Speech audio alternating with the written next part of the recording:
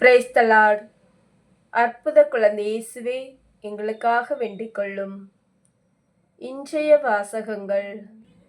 ஆண்டவருடைய உயிர்ப்பின் பாஸ்கா ஞாயிறு. முதல் வாசகம் திருத்தூதர் பணிகள் நூலிலிருந்து வாசகம். அதிகாரம் 10, இறை வார்த்தைகள் 34, மேலும் 37 முதல் 43 முடிய. அந்நாட்களில் பேதுரு பேசத் தொடங்கி, திருமுழுக்கு பெறுங்கள் என்று யோவான் பறைசாற்றிய பின்பு கலிலேயா முதல் யூதேயா முழுவதிலும் நடந்தது உங்களுக்கு தெரியும்.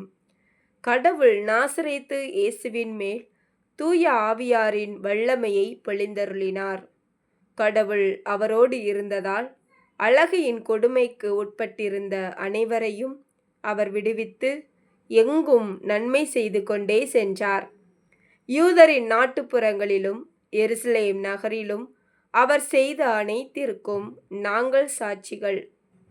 மக்கள் அவரை சிலுவையில் தொங்க வைத்து கொன்றார்கள். ஆனால் கடவுள் அவரை 3ஆம் நாள் உயிரோடு எழுப்பி காட்சியளிக்கச் செய்தார். ஆயினும் அனைத்து மக்களுக்கும் அல்ல, சாட்சிகளாக கடவுள் முன் தேர்ந்து கொண்டவர்களுக்கு மட்டுமே அவர் காட்சியளித்தார். இறந்த அவர் உயிர்த்தெழுந்த பின்பு அவரோடு உண்டு குடித்த நாங்களே இதற்கு சாட்சிகள்.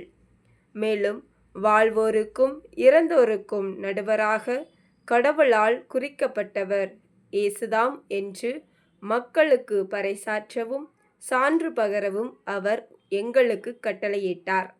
அவரிடம் நம்பிக்கை கொள்ளும் அனைவரும் அவரது பெயரால் பாவ மன்னிப்பு பெறுவர் என்று இறைவாக்கினர் அனைவரும் அவரை குறித்து சான்று பகர்கின்றனர் என்றார்.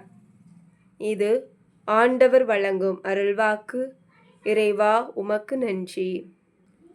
பதிலுரை பாடல். திருப்பாடல் 118. பல்லவி. ஆண்டவர் தோற்றுவித்த வெற்றியின் நாள் இதுவே, இன்று அக்களிப்போம் அகமகிழ்வோம். இரண்டாம் வாசகம். கொலோசியருக்கு எழுதிய திருமுகத்திலிருந்து வாசகம். அதிகாரம் 3, இறை வார்த்தைகள் 1-4 முடிய. சகோதர சகோதரிகளே, நீங்கள் கிறிஸ்துவோடு உயிர் பெற்று எழுந்தவர்களானால் மேலுலகு சார்ந்தவற்றை நாடுங்கள். அங்கு கிறிஸ்து கடவுளின் வலப்பக்கத்தில் அமர்ந்திருக்கிறார். இவ்வுலகு சார்ந்தவை பற்றி அல்ல, மேலுலகு சார்ந்தவை பற்றியே எண்ணுங்கள். ஏனெனில் நீங்கள் கிறிஸ்துவோடு இறந்துவிட்டீர்கள்.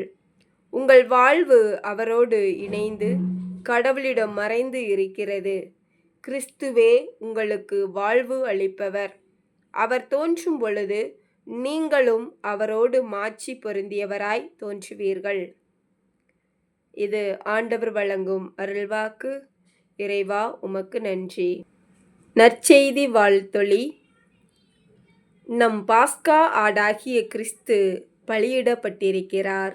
ஆகையால் நாம் ஆண்டவரின் பாஸ்காவை கொண்டாடுவோமாக. நற்செய்தி வாசகம். புனித யோவான் எழுதிய திருமுகத்திலிருந்து வாசகம். அதிகாரம் 20, இறை வார்த்தைகள் 1-9 முடிய. வாரத்தின் முதல் நாளன்று விடியற்காலையில் இருள் நீங்கும் முன்பே மகதலா மரியா கல்லறைக்கு சென்றார். கல்லறை வாயிலில் இருந்த கல் அகற்றப்பட்டிருப்பதை கண்டார்.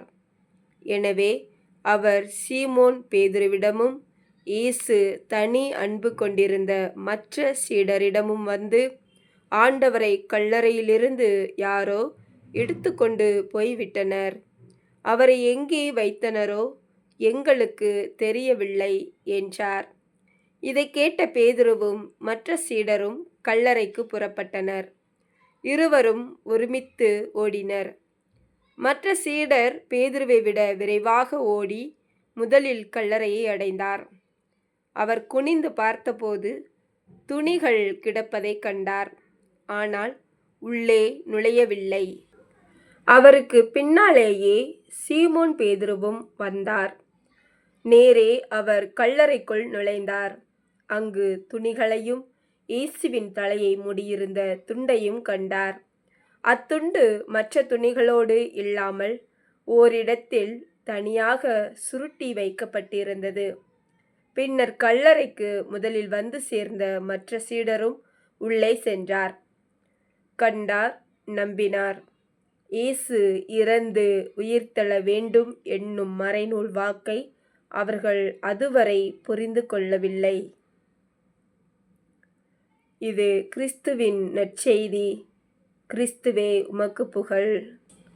சிந்தனை: தினம் தினம் புதிதாக உயிர்ப்போம். மகதலா மரியா தம்மை மீட்டு வாழ்வை மாற்றி உள்ளவாறே ஏற்றுக்கொண்ட இயேசு மீது அதீத அன்பு கொண்டார். அவரின் பொருட்டு அனைத்து தடைகளையும் துச்சமென கருதினார். விடியற் காலையில் முதல் ஆளாக கல்லறைக்கு விரைந்தார். இயேசுவுக்கான நமது அன்பை நாம் எவ்வாறு வெளிப்படுத்துகின்றோம்? சிந்திப்போம். ஆமேன். Praise the Lord. அற்புத குழந்தை இயேசுவே, எங்களுக்காக வேண்டிக் கொள்ளும். Thank you Jesus.